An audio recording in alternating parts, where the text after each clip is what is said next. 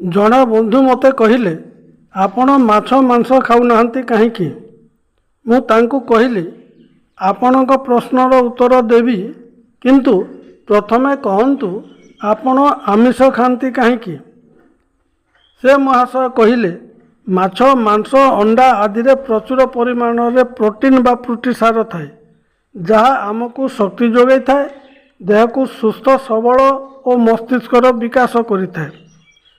ସେହି ବନ୍ଧୁଙ୍କର ଭ୍ରମ ଧାରଣା ଦୂର କରିବା ପାଇଁ ଏହା କେତେକ ପୁସ୍ତକରୁ ଉଦ୍ଧାର କରିଛି। ମାଛ, ମାଂସ, ଅଣ୍ଡା ଇତ୍ୟାଦିରେ ଅଧିକ ପୁଷ୍ଟିସାର ରହିଛି ବୋଲି ସେହି ବନ୍ଧୁଙ୍କ ପରି ଅନେକ ଲୋକ ବିଚାର କରିଥାନ୍ତି, କିନ୍ତୁ ଏହା ସମ୍ପୂର୍ଣ୍ଣ ଭ୍ରମ ଧାରଣା ଅଟେ। ବିଶ୍ୱର ପ୍ରସିଦ୍ଧ ଡାକ୍ତରମାନେ ବୈଜ୍ଞାନିକ ଗବେଷଣା ଦ୍ୱାରା ଏବେ ପ୍ରମାଣିତ କରିଛନ୍ତି ଯେ ଆମିଷ ଭୋଜନ ବିଷଯୁକ୍ତ ଅଟେ। ଏହା ଅନେକ ରୋଗ ସୃଷ୍ଟି କରି ଶରୀରର କ୍ଷତି ସାଧନ କରିଥାଏ। ଆମିଷ ଅପେକ୍ଷା ନିରାମିଷ ଭୋଜନ ଅଧିକ ସୁପାଚ୍ୟ ହୋଇଥାଏ, ସହଜରେ ହଜମ ହୋଇ ଶରୀରକୁ ସୁସ୍ଥ ରଖିଥାଏ। କ୍ଷୀର ଓ ପନିରରେ ମାଂସଠାରୁ ଅଧିକ ପ୍ରୋଟିନ୍ ଓ ଭିଟାମିନ୍ ଏ ରହିଛି। ମସୁରୀ ଡାଲିରେ ଶତକଡ଼ା 24% ଅଧିକ, ମୁଗଫୁଲିରେ ଶତକଡ଼ା 24% ଅଧିକ ପ୍ରୋଟିନ୍ ରହିଥିବା ବେଳେ ମାଂସରୁ ମାତ୍ର ଶତକଡ଼ା 18% ପ୍ରୋଟିନ୍ ମିଳିଥାଏ। ମାଂସରୁ ମିଳୁଥିବା ଭିଟାମିନ୍ ଏ ଠାରୁ ସୋୟାବିନ୍ ଓ ମୁଗଫୁଲିରେ ଅଧିକ ଭିଟାମିନ୍ ଏ ରହିଛି। ଅଣ୍ଡାରେ 13% ମାତ୍ର ପ୍ରୋଟିନ୍ ରହିଛି, କିନ୍ତୁ ସୋୟାବିନ୍ରେ 46%ରୁ ଅଧିକ ଓ ମୁଗଫୁଲିରେ 39%ରୁ ଅଧିକ ପ୍ରୋଟିନ୍ ରହିଛି। ଆଧୁନିକ ବୈଜ୍ଞାନିକ ଅନୁସନ୍ଧାନ କରି କହିଛନ୍ତି ଯେ ହୃଦରୋଗ, କ୍ୟାନ୍ସର ଓ ଉଚ୍ଚ ରକ୍ତଚାପ ଇତ୍ୟାଦି ମାରାତ୍ମକ ରୋଗ ସବୁ ଶାକାହାରୀଙ୍କ ଅପେକ୍ଷା ମାଂସାହାରୀଙ୍କ ସଂଖ୍ୟା ବହୁତ ବେଶୀ। ମିଶିଗନ୍ ବିଶ୍ୱବିଦ୍ୟାଳୟର ପ୍ରଫେସର ଡାକ୍ତର ନ୍ୟୁବର୍ଗଙ୍କ ମତ ହେଉଛି ଯେ ମାଂସ ଆହାର କରିବା ଦ୍ୱାରା ଶରୀରର ଧମନୀ ଗୁଡ଼ିକ ମୋଟା ହୋଇଯାଏ ଏବଂ ଶରୀରରେ ଅନେକ କ୍ଷତିକାରକ ରୋଗ ପ୍ରବେଶ କରିଥାଏ, ଫଳରେ ବହୁମୂତ୍ର ଆଦି ଅନେକ ଜଟିଳ ରୋଗ ସୃଷ୍ଟି ହୋଇଥାଏ। ଆମେରିକାର ସ୍ୱାସ୍ଥ୍ୟ ବିଶେଷଜ୍ଞ ଡକ୍ଟର ଡାଲୱାର୍ଟ ଗବେଷଣା କରି ଜାଣିପାରିଛନ୍ତି ଯେ ମାଂସାହାର ଅନ୍ତନଳୀରେ ଘାଉ ସୃଷ୍ଟି କରେ ଏବଂ କ୍ୟାନ୍ସରର ରୂପ ନେଇଥାଏ। ଏହି ମତକୁ ଡାକ୍ତର ଆଲେକ୍ଜାଣ୍ଡର ମଧ୍ୟ ସ୍ୱୀକାର କରିଛନ୍ତି। ଗହମ, ଚାଉଳ, ଜାଉ, ବାଜରା, ମକା ସହିତ ଯଦି ଅଧିକ ମାତ୍ରାରେ ଡାଲି, ସବୁଜ ପନିପରିବା ଖାଇବା, ତେବେ ପ୍ରୋଟିନ୍ର ଅଭାବ ରହିବ ନାହିଁ। ଅଣ୍ଡାରେ 1200 ଅନ୍ତରାଷ୍ଟ୍ରୀୟ ୟୁନିଟ୍ ଭିଟାମିନ୍ ଏ ରହିଥିବା ବେଳେ ସଜନା ଶାଗରେ 10,000ରୁ 12,000 ୟୁନିଟ୍ ଭିଟାମିନ୍ ଏ ରହିଛି। ଏହି ଶାଗ ଶସ୍ତା ଓ ଅନ୍ୟ ପୋଷକ ତତ୍ତ୍ୱରେ ଭରପୁର ଥାଏ। ପ୍ରତ୍ୟେକ ଶାଗ ଓ ଗାଜରରେ ପ୍ରଚୁର ପରିମାଣର ପ୍ରୋଟିନ୍ ରହିଛି। ଆମ ଦେଶରେ ସୂର୍ଯ୍ୟକିରଣର ଅଭାବ ନାହିଁ। ସକାଳର ସୂର୍ଯ୍ୟକିରଣରୁ ଭିଟାମିନ୍ ଡି ମିଳିଥାଏ। ଡାଲି ଜାତୀୟ ପଦାର୍ଥ ଓ କେତେକ ସବୁଜ ପନିପରିବାରେ ଭିଟାମିନ୍ B1, B6, B12 ରହିଛି। କିଛି ଲୋକ ଅଣ୍ଡାକୁ ନିରାମିଷ ବୋଲି ବିଚାର କରନ୍ତି। ଅଣ୍ଡା କୌଣସି ପ୍ରକାରେ ମଧ୍ୟ ଶାକାହାର ନୁହେଁ। ଏହା ଗଛରେ ଫଳେ ନାହିଁ କି ବନସ୍ପତିରୁ ମିଳେ ନାହିଁ। ଏହା କୁକୁଡ଼ାର ପେଟରୁ ଆସିଥାଏ। ଅଣ୍ଡାରେ ଜୀବନୀ ଶକ୍ତି ରହିଥାଏ। 1971 ମସିହାରେ ମିଶିଗନ୍ ୟୁନିଭର୍ସିଟି ଆମେରିକାର ବୈଜ୍ଞାନିକମାନେ ଏହା ସିଦ୍ଧ କରିଛନ୍ତି ଯେ କୌଣସି ଅଣ୍ଡା ନିର୍ଜୀବ ନୁହେଁ। ଅଣ୍ଡାରେ ଶୁକ୍ରାଣୁ ଯାତାୟାତ କରୁଥିବା ଦେଖାଯାଇଛି। ଅଣ୍ଡାରେ ବାୟୁ ଯିବା ଆସିବା ପାଇଁ ନୈସର୍ଗିକ ବ୍ୟବସ୍ଥା ରହିଛି। ଏହାର ଉପରି ଭାଗରେ 15,000 ସୂକ୍ଷ୍ମ ଛିଦ୍ର ରହିଥାଏ, ଯହିଁରେ ଜୀବର ଶ୍ୱାସକ୍ରିୟା ଚାଲିଥାଏ। ଆଜିକାଲି ଶିଶୁମାନଙ୍କୁ ଅଧିକ ଶକ୍ତିଶାଳୀ କରିବା ପାଇଁ ଅଣ୍ଡା ଦିଆଯାଉଛି, କିନ୍ତୁ ଅଣ୍ଡା ଖାଇବା ଦ୍ୱାରା କ'ଣ କ୍ଷତି ହେଉଛି ତା ପ୍ରତି ଦୃଷ୍ଟି ଦିଆଯାଉନାହିଁ। 1975ରେ ନୋବେଲ ପୁରସ୍କାର ବିଜେତା ଡାକ୍ତର ମାଇକେଲ ଏସ୍ ବ୍ରାଉନ ତଥା ଡାକ୍ତର ଜୋସେଫ ଏଲ୍ ଗୋଲ୍ଡଷ୍ଟିନ୍ ନାମକ 2 ଜଣ ଆମେରିକାର ଡାକ୍ତର ଏହି ଭୁଲ ଧାରଣାକୁ ଦୂର କରିଛନ୍ତି।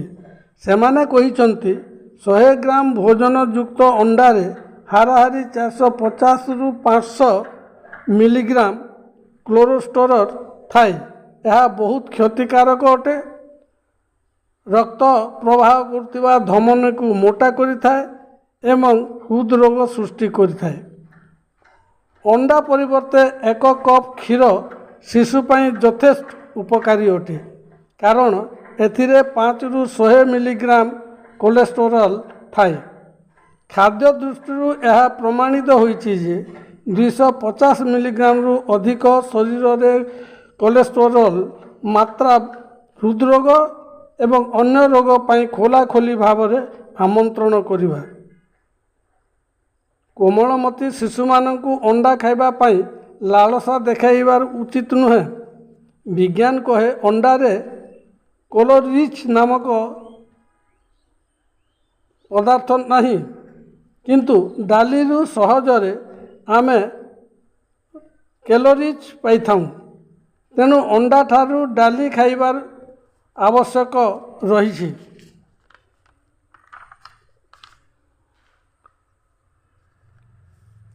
ବିଦେଶରେ ଥିବା ଭାରତୀୟମାନେ ଶାକାହାରକୁ ବେଶୀ ପସନ୍ଦ କରନ୍ତି। ଗୁଜରାଟର ଭାରତୀୟମାନେ ଲଣ୍ଡନରେ ଶାକାହାରୀ ଭୋଜନାଳୟ ଓ ଜଳପାନ କେନ୍ଦ୍ର ସ୍ଥାପିତ କରିଛନ୍ତି। ସେହି କେନ୍ଦ୍ରରେ ଗରାଖମାନଙ୍କର ପ୍ରବଳ ଭିଡ଼ ହେଉଛି। ଲଣ୍ଡନର 2000ରୁ ଅଧିକ ହୋଟେଲରେ ରୁଟି, ପରଠା, ତନ୍ଦୁରୀ, ଇଟିଲି, ଦୋସା, ସମର ତରକାରୀ, ଭର୍ତ୍ତା ଇତ୍ୟାଦି ଖାଦ୍ୟ ପଦାର୍ଥ ଲୋକପ୍ରିୟ ହୋଇପାରିଛି। ଜଳଖିଆ ସାମଗ୍ରୀ ମଧ୍ୟରେ ରସଗୋଲା, ଜିଲିପି, ରସମଲାଇ, ସମୋସା, ପକୋଡ଼ି, ଆଲୁଚପ, ମଟର ପନିର ଇତ୍ୟାଦି ଇଂରେଜମାନେ ଖାଇ ମୋହିତ ହେଉଛନ୍ତି। ବ୍ରିଟେନରେ ପ୍ରାୟ 30 ବର୍ଷ ହେଲା ଭାରତୀୟ ଭୋଜନାଳୟଗୁଡ଼ିକରେ ପ୍ରବଳ ଭିଡ଼ ଜମୁଛି। ଆମେରିକାର ମଟନ ଅପେକ୍ଷା ଭାରତୀୟ ଡାଲିକୁ ସେଠାରେ ଅଧିକ ପସନ୍ଦ କରୁଛନ୍ତି। ବ୍ରିଟେନରେ ଚୀନର ଭୋଜନାଳୟ ଅପେକ୍ଷା ଭାରତର ଭୋଜନାଳୟ ଅଧିକ ଲୋକପ୍ରିୟ ହୋଇପାରିଛି। ସେଠାରେ ହ୍ୟାମ୍ବର୍ଗ ଅର୍ଥାତ୍ ବାଛୁରୀ ମାଂସରେ ତିଆରି ଏକ ପ୍ରକାର ଖାଦ୍ୟ। ଏହି ଖାଦ୍ୟ ଅପେକ୍ଷା ଶାକାହାରୀ ଫାଷ୍ଟଫୁଡ଼ର ଚାହିଦା ବୃଦ୍ଧି ପାଇଛି। ପ୍ରକୃତି ସମସ୍ତ ଜୀବଜଗତ ପାଇଁ ଯଥାଯୋଗ୍ୟ ଭୋଜନ ବ୍ୟବସ୍ଥା କରିଛି। ପ୍ରକୃତି କୌଣସି ଜୀବ ବା ପଦାର୍ଥକୁ ଅଯଥା ତିଆରି କରିନାହିଁ। ସୃଷ୍ଟି ହୋଇଥିବା ସମସ୍ତ ଜୀବଙ୍କର ଆବଶ୍ୟକତା ରହିଛି। ପୃଥିବୀରେ ଚଳପ୍ରଚଳ କରୁଥିବା କୌଣସି ଜୀବଜନ୍ତୁଙ୍କୁ ମାରିବା ପାଇଁ ଆମର କୌଣସି ଅଧିକାର ନାହିଁ। ସ୍ୱାର୍ଥପର ମଣିଷ ନିଜର ମଣିଷପଣିଆ ହରାଇ ନିଷ୍ଠୁର ଭାବରେ ନିରୀହ ଜୀବଙ୍କୁ ହତ୍ୟା କରୁଛି। ଜୀବର ଲାଳସାରେ ସେ କେତେ ତଳକୁ ଖସି ଯାଉଛି। ସମସ୍ତ ଜୀବ ଭଗବାନଙ୍କର ଅଂଶ ହୋଇଥିବାରୁ ଦୁଃଖ ଜଣାଇ ପାରୁନଥିବା ନିରୀହ ଜୀବମାନଙ୍କ ପ୍ରତି ଆମେ ନିର୍ଦ୍ଦୟ ନ ହୋଇ ଦୟାଶୀଳ ହେବା ଉଚିତ। ଆମ ସରକାର ଜୀବଜନ୍ତୁ କଲ୍ୟାଣ ବୋର୍ଡ଼ ତଥା ଜୀବ ଏବଂ ପର୍ଯ୍ୟାବରଣ ସଂରକ୍ଷଣ ମନ୍ତ୍ରାଳୟ ଗଢ଼ିଛନ୍ତି। 1960ରେ ଜୀବଜନ୍ତୁଙ୍କ ପ୍ରତି ହେଉଥିବା କୃତଘ୍ନତା ବା କ୍ରୂରତାକୁ ହ୍ରାସ କରିବା ପାଇଁ କ୍ରୂରତା ନିବାରଣ ଅଧିନିୟମ ପ୍ରସ୍ତୁତ କରିଥିଲେ। ଦେଶରେ ଥିବା 200 କେନ୍ଦ୍ର ଦ୍ୱାରା ପ୍ରତିବର୍ଷ ଏହି କାର୍ଯ୍ୟକ୍ରମ ଚାଲି ଆସୁଛି, କିନ୍ତୁ କିଛି ସୁଫଳ ମିଳୁନାହିଁ। ଜୀବଜନ୍ତୁଙ୍କୁ ସୁରକ୍ଷିତ ରଖିବା ପାଇଁ ପ୍ରଶିକ୍ଷଣ ଦିଆଯାଉଛି। ବନ୍ୟ ଜୀବ ରକ୍ଷା ଦିବସ ପାଳନ କରାଯାଉଛି। ଏଥିପାଇଁ କୋଟି କୋଟି ଟଙ୍କା ଖର୍ଚ୍ଚ ହେଉଛି, କିନ୍ତୁ କୌଣସି ପରିବର୍ତ୍ତନ ଆସୁନାହିଁ।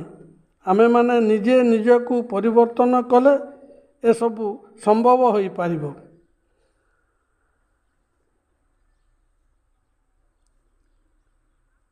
ଅଧିକାଂଶ ଲୋକ ଜୀବର ଲାଳସାରେ ପଡ଼ି ମାଛ, ମାଂସ, ଅଣ୍ଡା ଇତ୍ୟାଦି ଆମିଷ ଭୋଜନ କରୁଛନ୍ତି। ତେଣୁ ସେହି ବନ୍ଧୁଙ୍କୁ କହିଲି, ଆମେ ନିଜର ଇଚ୍ଛା ଅନୁସାରେ ଭୋଜନ କରିଥାଉଁ। କ'ଣ ଖାଇବେ ନ ଖାଇବେ ତାହା ନିଜ ଇଚ୍ଛା ଉପରେ ନିର୍ଭର କରୁଛି।